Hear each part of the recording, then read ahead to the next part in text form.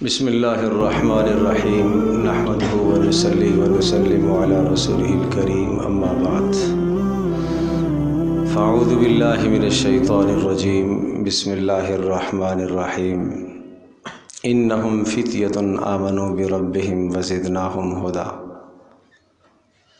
وقال رسول اللہ صلی اللہ تبارک و تعالی علیہ وسلم لا تزال قدم ابن آدم حتى يسأل عن خمس عن عمره فيما أفنى وعن شبابه فيما أبلى وعن ماله من أين اكتسب وفيما أنفقه وماذا عمل فيما علم او كما قال علیہ الصلاۃ والسلام رواہ الترمذی۔ آج ہمارا عنوان تھا نوجوان نسل کا مستقبل کیسے سنوارا جائے۔ یہ اتنا اہم اور اتنا حساس موضوع ہے کہ میں آپ کو اس کی حساسیت کا اندازہ قرآن کریم کی چند آیات اور رسول اکرم صلی اللہ تعالیٰ علیہ وسلم کی ایک حدیث سے کروانا چاہتا ہوں۔ قرآن کریم میں ایک پوری سورت اصحاب کہف یعنی سورۃ الکہف ان لوگوں کے نام پر ہے کہ جنہوں نے اپنی جوانی کو دین کے لیے وقف کر دیا، اور پھر اللہ پاک نے ان کے بلند و بالا کردار کو، ان کے اخلاق کو اور ان کی محنت کو اور ان کی کوشش کو اور اللہ سے جو ان کا ہونے والا تعلق اور پھر اللہ کی طرف سے ان پر ہونے والی جو رحمتیں ہیں، ان تمام کی تمام رحمتوں کو اللہ نے بیان فرمایا۔ صرف بیان نہیں فرمایا بلکہ یہاں تک بھی بات آئی ہے کہ اللہ جل جلالہ وعم نوالہ، اللہ کا نظام سارا کا سارا ان کے تابع ہو گیا۔ کیوں؟ اس لیے کہ اللہ تبارک تعالیٰ نے اس کارخانہ ہستی میں جو کچھ بھی بنایا ہے وہ سب کا سب انسان کی خدمت کے لیے بنایا ہے۔ انسان مخدوم ہے، کائنات ہے، اور ساری کی ساری کائنات اس کی خادم ہے، اور پھر انسان عابد ہے اور اس کا معبود اللہ وحدہ لا شریک ہے۔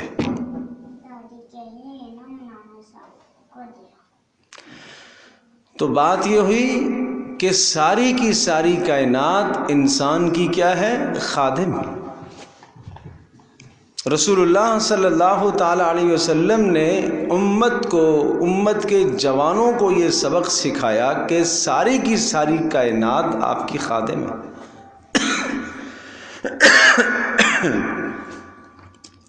اور آپ مخدوم ہیں۔ سورج آپ کی خدمت میں مسخر ہے، چاند آپ کی خدمت میں مسخر ہے، ستارے آپ کی خدمت میں مسخر ہیں، فضائی نظام آپ کی خدمت میں مسخر ہے، خلائی نظام آپ کی خدمت میں مسخر ہے، زمینی نظام اللہ نے آپ کی خدمت پر مأمور کر دیا ہے۔ زمین سے نکلنے والے غلے اور نباتات وہ سب کے سب آپ کی خدمت پر بالواسطہ بلا واسطہ مأمور ہے۔ تمام کے تمام حیوانات، چرند پرند درند جو ہمیں بظاہر مضر نظر آ رہے ہیں مگر وہ بھی کسی نہ کسی درجے میں انسان کے لیے مفید ہے۔ ہر شے انسان کے فائدے کے لیے بنائی گئی ہے، اور زمین و آسمان میں جتنی بھی مخلوقات ہیں وہ انسان کے نفع اور بھلے اور فائدے کے لیے اللہ نے ان کو پیدا کیا، گویا کہ انسان کی خدمت کے لیے پیدا کیا۔ انسان مخدوم ہوا اور یہ ساری کائنات اس کی کیا ہے؟ خادم۔ اور پھر یہ انسان، اللہ اس انسان کا اور اس مخلوق کا کیا تعلق بتا دیا کہ خادم و مخدوم کا تعلق، کہ انسان جو ہے وہ کیا ہے، وہ مخدوم ہے اور کائنات اس کی خادم ہے۔ یہ انسان کا کائنات سے تعلق ہے۔ پھر اس انسان کا اپنے رب سے کیا تعلق ہے؟ پھر یہ انسان اپنے رب کا عابد ہے، اور رب کائنات اللہ رب ذوالجلال اس کا معبود برحق ہے۔ اللہ اس کا معبود برحق ہے۔ اللہ یہ چاہ رہا کہ ساری کائنات کو میں نے تیری خدمت میں لگا دیا ہے، اور ساری کائنات کو میں نے تیرے لیے مسخر کر دیا ہے، تو کائنات سے مستفید ہوتا ہے، مگر تو اپنی صلاحیتوں کو، اپنے وقت کو، اپنی جان کو، اپنے مال کو میرے حکم کے مطابق صرف کر لے۔ تو اس کا نام بندگی ہے، اس کا نام عبادت ہے۔ تو گویا کہ انسان عابد ہوا اور اللہ تبارک تعالیٰ اس کا معبود برحق ہوا، اس کا معبود ہوا۔ تو بندے اور اللہ کا جو باہمی تعلق ہے وہ تعلق عابد و معبود کا تعلق ہے۔ جب یہ بات بھی آپ نے ذہن نشین فرما لی تو اب میں بات عرض یہ کر رہا تھا کہ قرآن کریم کے اندر اللہ پاک نے اصحاب کہف کا تذکرہ فرمایا کہ اللہ نے کائنات کو ان کی خدمت پر مأمور کر دیا۔ کائنات کا ایک ذی جرم، ایک بڑی جسامت کی مخلوق جسے سورج کہتے ہیں، سورج بھی ان کی خدمت پر مأمور ہے۔ وَتَرَى الشَّمْسَ إِذَا طَلَعَتْ تَزَاوَرُ عَنْ كَهْفِهِمْ ذات الیمین واذا غربت تقرضهم ذات الشمال وهم فی فجوۃ من۔ فرمایا آپ دیکھو گے کہ جب سورج جب طلوع ہوتا ہے تو وہ ایک کنارے سے اس طرح سے طلوع ہوتا ہے کہ تاکہ ان پر براہ راست دھوپ نہ پڑے۔ وَإِذَا غَرَبَتْ تَقْرِضُهُمْ ذَاتَ الشِّمَالِ، اور جب غروب ہوتا ہے تو وہ شمال کی جانب کترا جاتا ہے۔ وَهُمْ فِي فَجْوَةٍ مِّن، اور یہ اصحاب کہف کے یہ افراد یہ ایک غار کے بیچوں بیچ سو رہے تھے۔ براہ راست اللہ پاک نے انہیں ایسی دھوپ نہیں لگائی کہ جو ان کے جسموں کے لیے نقصان دہ ثابت ہو، اور ایسا بھی نہیں کیا کہ سورج کی حرارت اور تپش سے مکمل طور پر، کلی طور پر ان کو محروم کر دیا ہو، اس لیے کہ سورج کی حرارت اور تپش سے اگر مکمل طور پر، کلی طور پر محروم ہو جائیں گے تو کئی بیماریوں میں مبتلا ہو سکتے ہیں۔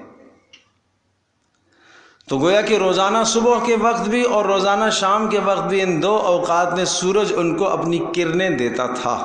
تو یہ سورج ان کی خدمت پر مامور تھا۔ کس کی خدمت پر؟ جوانوں کی خدمت پر۔ ان جوانوں کی خدمت پر یہ سورج مامور تھا۔ اور پھر رسول اکرم صلی اللہ تعالیٰ علیہ وسلم کی ایک حدیث آپ کے سامنے ذکر کرتا ہوں، جس میں آپ نے ارشاد فرمایا لا تزال قدم ابن آدم حتی یسأل عن خمس، اس وقت تک انسان کے قدم میدان محشر سے نہیں اٹھ سکیں گے جب تک 5 باتوں کا سوال نہ ہو۔ کتنی باتوں کا؟ 5۔ اور عجیب تر بات یہ ہے کہ یہ 5 باتیں ایسی ہیں کہ جن 5 باتوں میں سے 4 باتوں کا تعلق 100% جوانی کی زندگی سے ہے۔ 4 باتوں کا تعلق جوانی کی زندگی سے ہے، اور ایک بات کا تعلق پوری زندگی سے ہے۔ بچپن سے یعنی بلوغ سے لے کر مرتے دم تک کی زندگی سے تعلق رکھتا ہے ایک سوال، اور 4 سوال جوانی کی زندگی سے تعلق رکھتے ہیں۔ پہلا سوال یہ ہوگا، فرمایا کہ عن عمرہ فیما افناہ، عمر کہاں گزار کے آئے ہو۔ ظاہر ہے جب انسان کے عدم شعور کا زمانہ ہوتا ہے، بلوغ سے پہلے کا زمانہ ہوتا ہے، اس سے متعلقہ سوال نہیں ہوگا۔ اس زمانے کی جو نیکیاں ہیں وہ نیکیاں ماں باپ کے کھاتے میں لکھی جائیں گی۔ اللہ تبارک تعالیٰ سب کی اولادوں کو سعادت مند بنائے، نیک بخت بنائے، اور جب وہ بلوغ کو پہنچتا ہے تو اس کا نامہ عمل جاری ہو جاتا ہے۔ کیا ماں باپ نے اپنی اولاد کو یہ بات سکھائی ہوئی ہے کہ بیٹا اب تیرا بلوغ ہو گیا ہے، بچی اب تو بالغ ہو گئی ہے، اب آج کے بعد سے فرشتوں کا قلم تیرے حوالے سے چلنا شروع ہو گیا ہے۔ فمن یعمل مثقال ذرۃ خیرا یرہ ومن یعمل مثقال ذرۃ شرا یرہ۔ ایک باپ سمجھائے بیٹا اب ایک ذرے برابر بھی اگر تیری نیکی ہوئی تو تیرے اپنے کھاتے میں لکھی جائے گی، اور ایک ذرہ برابر بھی اگر تیرا جرم اور گناہ اور غلطی ہوئی تو تیرے کھاتے میں لکھی جائے گی۔ اور اے میری بچی ماں سمجھائے کہ ماں سمجھائے بیٹی اب تو بلوغ کو پہنچ گئی ہے، بالغ ہو گئی ہے، اب شریعت کی تو مکلف ہو گئی ہے۔ یاد رکھنا آج کے بعد سے تیرا ایک ایک عمل فرشتے لکھیں گے، تیرا ایک ایک بولنا فرشتے لکھیں گے، تیرا اٹھنے والا قدم لکھا جائے گا، تیری اٹھنے والی آنکھ نظر تیری لکھی جائے گی، تیرے ہاتھ کی حرکتیں لکھی جائیں گی، تیرے پیروں کی حرکتیں لکھی جائیں گی، یہ سب کچھ لکھا جائے گا۔ اپنی آنکھوں کو سرمے اور کاجل سے تو نے سجایا ہے، یہ محفوظ ہوگا، یہ لکھا جائے گا۔ اپنے جسم کو تو نے بناؤ سنوار کر کے سنگار کر کے تو گھر سے باہر نکلی ہے، یہ محفوظ ہو گیا، یہ لکھا جائے گا، کیونکہ اب تو بالغ ہو گئی ہے۔ یہ کب تک؟ یہ مرتے دم تک اب تیری زندگی کا تسلسل، اب تیرا کھاتا جاری ہو گیا ہے۔ دائیں جانب فرشتہ جو تیری نیکیوں کو لکھے گا، بائیں جانب کا فرشتہ تیرے گناہوں کو لکھے گا۔ اب یہ لکھت پڑھت کا نظام شروع ہو گیا ہے۔ ماں سے تو چھپا لے گی، باپ سے چھپا لے گی، بہن سے چھپا لے گی، بھائی سے چھپا لے گی، بیٹا ماں سے چھپا لے گا، باپ سے چھپا لے گا، بھائی سے چھپا لے گا، بڑی بہن سے چھپا لے گا، مگر اللہ سے تو نہیں چھپا سکتا، اللہ کے فرشتوں سے تو نہیں چھپا سکتا۔ بلا وَرُسُلُنَا لَدَيْهِمْ يَكْتُبُونَ، کیسے چھپاؤ گے، کیسے چھپاؤ گے جب کہ ہمارے فرشتے تمہارے پاس موجود لکھ رہے ہیں۔ کرامن کاتبین یعلمون ما تفعلون، وہ لکھنے والے عزت والے فرشتے ہیں، وہ سب جانتے ہیں جو تم کرتے ہو۔ یا اللہ اگر ہم کوئی ایسا کام کریں جس کام کا تعلق آنکھوں سے نہ ہو، زبان سے نہ ہو، ہاتھ سے نہ ہو، پیر سے نہ ہو، اگر ہم دل کے اندر کوئی خیال لائیں تو پھر کیا ہوگا؟ فرشتہ خیال کو بھی لکھے گا۔ فرمایا یعلم خائنۃ الاعین وما تخفی الصدور، اللہ آنکھوں کی خیانتوں کو جانتا ہے اور تمہارے دل میں آنے والے وسوسوں سے اللہ آگاہ ہے۔ فرشتہ تو نہیں آگاہ مگر اللہ تو آگاہ ہے۔ کیا چھپاؤ گے اللہ سے؟ کیا چھپاؤ گے اس اللہ سے؟ کہاں جاؤ گے تم؟ سوال ہو رہا ہے عن عمرہ فیما افناہ، بتاؤ عمر کہاں گزار کے آئے؟ یہ ایک جوان سے بھی سوال ہے، ایک بوڑھے سے بھی سوال ہے، ایک مرد سے بھی سوال ہے، ایک عورت سے بھی سوال ہے۔ عن عمرہ فیما افناہ، کہاں صرف کر کے آئے اپنی زندگی کہاں گنوا دی ہے؟ یہ تو سوال ایسا ہے جو پوری زندگی سے متعلق ہے۔ اب میں عرض کر رہا ہوں 4 سوال جو جوانی سے متعلق۔ نمبر 1 عن شبابہ فیما ابلاہ، جوانی کہاں لٹائی ہے؟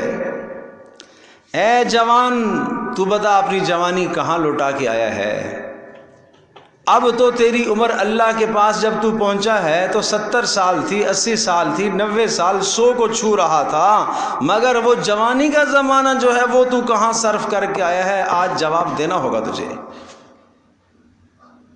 خاتون کو جواب دینا ہوگا۔ اس دنیا سے جب گئی ہے تو کمر جھک گئی تھی اور آنکھوں سے بینائی ختم ہو گئی تھی اور کمر کمان کی طرح ٹیڑھی ہو گئی تھی، مگر آج تجھے جواب دینا ہے کہ جوانی کی قیمتی زندگی کہاں صرف کی ہے؟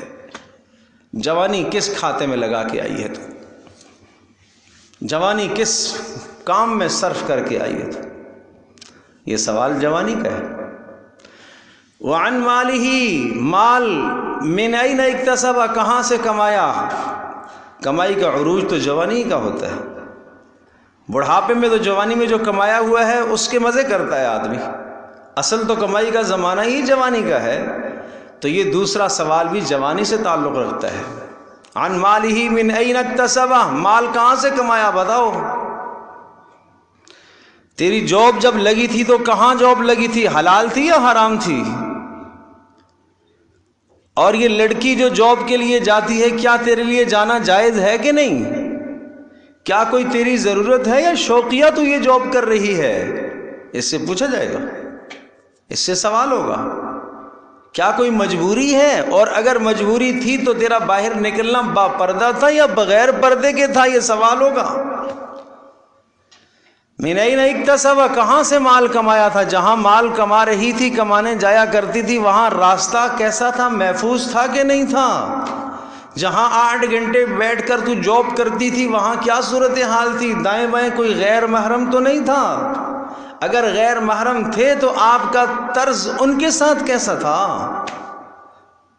آپ تو اپنے باس کو راضی کرنے کے لیے اور اپنے جس کے ہاں جاب ہو رہی ہے اس کو راضی کرنے کے لیے سب کچھ کر رہی تھی۔ بتا، اللہ کو راضی کرنے کے لیے بھی تو نے کچھ کیا تھا وہاں پر؟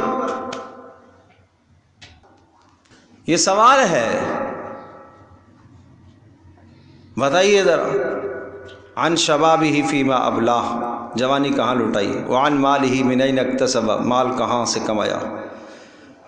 تو ایک سوال مال جوانی کہاں خرچ کی، دوسرا سوال مال کہاں سے کمایا، تیسرا سوال وفیما انفقہ، مال خرچ کہاں کیا ہے؟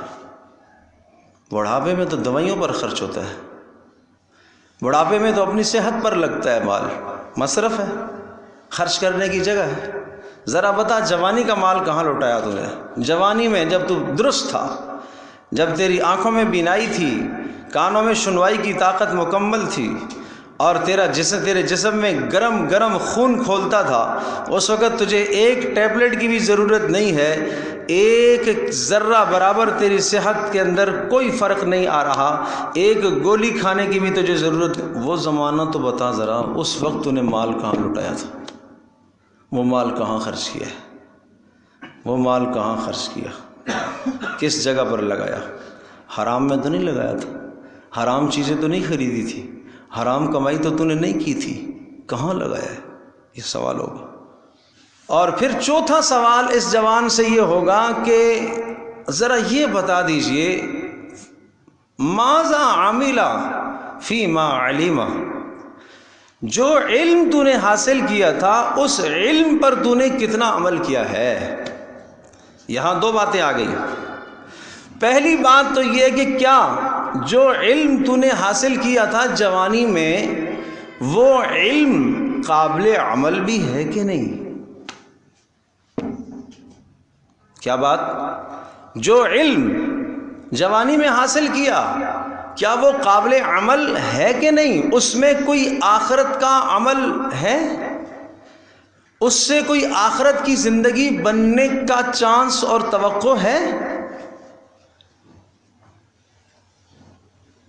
جو علم تو نے حاصل کیا، اگر اس علم کے ذریعے سے آخرت نہیں بن رہی ہے تو سوال ہوگا یہ علم تو نے کیوں حاصل کیا تھا؟ یہ صلاحیت کہاں کھپائی تھی تو نے؟ جوانی کی صلاحیت، جو علم حاصل کرنے کی صلاحیت تھی، تو نے کہاں کھپائی ہے؟ سوال کے الفاظ دیکھیے گا، بڑا عجیب انداز رسول اللہ صلی اللہ علیہ وسلم نے اختیار کیا۔ نمبر 1 سوال یہ ہے، عن عمرہ فیما افنا، عمر کہاں ضائع کی؟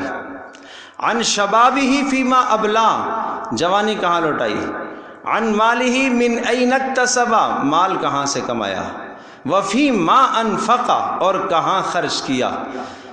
آگے جس طرح سے حدیث کا رجحان اور الفاظ چلے آ رہے تھے، اس میں یہ سوال ہوتا کہ سوال ہوگا وعن علمہ ماذا عمل فیہ، کہ علم کے بارے میں سوال ہوگا اس میں کتنا عمل کیا ہے، لیکن یہاں انداز ہی بدل دیا، یہاں انداز بدل دیا۔ انداز کیا آیا کہ ماذا عمل فیما علمہ، ماذا عمل فیما علمہ، کہ جو علم حاصل کیا تھا اس پر کتنا عمل کیا۔ پہلی بات یہ ہے کہ جو علم تو نے حاصل کیا ہے کیا وہ علم قابل عمل ہے کہ نہیں، کیا اس علم سے آخرت سنور رہی ہے کہ نہیں۔ ہم نے اپنے جوان کو، اپنے بچے کو، اپنی بچی کو ہم نے نرسری سے لے کر جناب آگے پرائمری تک، اور پرائمری سے پھر مڈل تک، اور پھر مڈل سے جناب میٹرک، اور پھر انٹر، اور پھر آگے گریجویشن،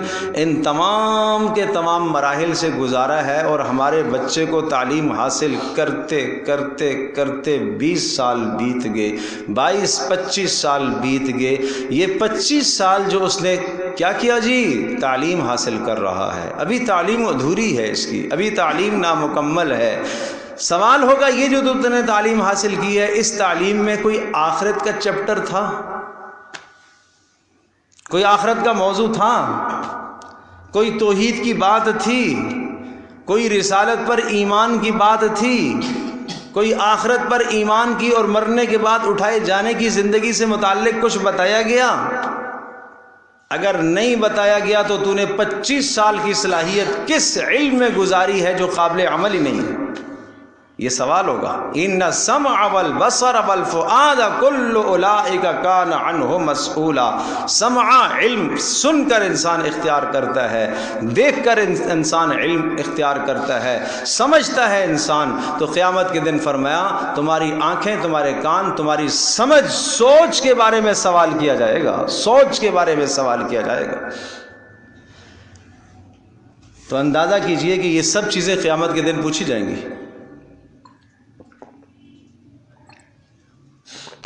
تو میں یہ عرض کر رہا تھا کہ قیامت کے دن اس وقت تک قدم نہیں ہل سکیں گے جب تک 5 باتوں کا جواب نہ دے دے، اور ان 5 باتوں میں سے 4 باتوں کا تعلق کس سے ہے؟ جوان سے، جوانی کی زندگی سے۔ ایک بات کا تعلق پوری زندگی سے، 4 باتوں کا تعلق جوانی کی زندگی سے۔ بات سمجھ میں آئی؟ ایک بات جس کا تعلق سب پوری زندگی سے، زندگی کہاں گزاری۔ اب جوانی پر آ جائیے، جوانی کہاں لوٹائی؟ نمبر 2، مال کہاں سے کمایا؟ مال کی کمائی کب ہوتی ہے؟ جوانی میں۔ وفیما انفقا، کہاں خرچ کیا ہے؟ یہ سوال ہے۔ بڑھاپے میں تو میں نے عرض کیا ویسے ہی صحت پر لگتا ہے۔ وماذا عمل فیما علیما، جو علم حاصل کیا تھا اس پر کتنا عمل کیا۔ تو اب بات یہ ہے کہ ہماری نئی نسل، نوجوان نسل کیوں اس سے غافل ہے؟ یہ ہے المیہ اور سوال، مگر کسی کو نہیں فکر، کسی کو نہیں فکر۔ کیوں نہیں فکر ہے؟ انسان خدا فراموش ہو گیا ہے۔ اور یاد رکھیے گا، قرآن کہتا ہے جب انسان خدا فراموش ہو جاتا ہے تو پھر یہ انسان فراموش نفس بن جاتا ہے۔ نہیں سمجھے؟ فراموش بھول جانا۔ جب یہ اللہ کو بھول جاتا ہے تو پھر یہ اپنے آپ سے بھی غافل ہو جاتا ہے۔ قرآن کیا کہتا ہے؟ وَلَا تَكُونُوا كَالَّذِينَ نَسُوا اللَّهَ، آگے فَأَنْسَاهُمْ أَنفُسَهُمْ۔ کیا کہا؟ کہ تم وَلَا تَكُونُوا كَالَّذِينَ نَسُوا اللَّهَ فَأَنْسَاهُمْ أَنفُسَهُمْ، ان لوگوں کی طرح مت ہو جاؤ جنہوں نے اللہ کو بلا دیا، اور جب انہوں نے اللہ کو بلا دیا تو اللہ پاک نے ان لوگوں کو اپنی ذات سے ہی غافل کر دیا، اپنے آپ کو ہی بھول گئے۔ یہ بات ذرا سمجھنا مشکل ہے۔ جب انسان اللہ سے غافل ہوتا ہے نا، اللہ سے غافل ہوتا ہے تو اللہ کیا کرتا ہے؟ اللہ اس کو دنیا میں ایسا کھپا دیتا ہے کہ اپنی جان، اپنے جسم، اپنے کھانے، اپنے پینے، اپنی وضاقتہ، اپنی سب لذتوں سے غافل ہو جاتا ہے۔ کسی ایسے مشغلے میں اللہ اس کو پھنسا دیتا ہے کہ ساری زندگی اس کی ادھر ہی کھپ جاتی ہے۔ نہ اس کو ماں یاد آتی ہے، نہ اس کو بیٹا یاد آتا ہے، نہ اس کو اپنا آپ یاد آتا ہے، سب کچھ بھول جاتا ہے۔ یہ خدا فراموشی کا نتیجہ ہے۔ زندگی کے ہر شعبے کو بہتر سے بہتر بنانے کا راستہ قرآن کریم ہے، آج ہم اس سے غافل ہیں۔ آج ہمارا جوان اگر پڑھتا بھی ہے تو بس تلاوت کے علاوہ کچھ نہیں اسے پتہ۔ وآخر دعوانا الحمدللہ رب العالمین۔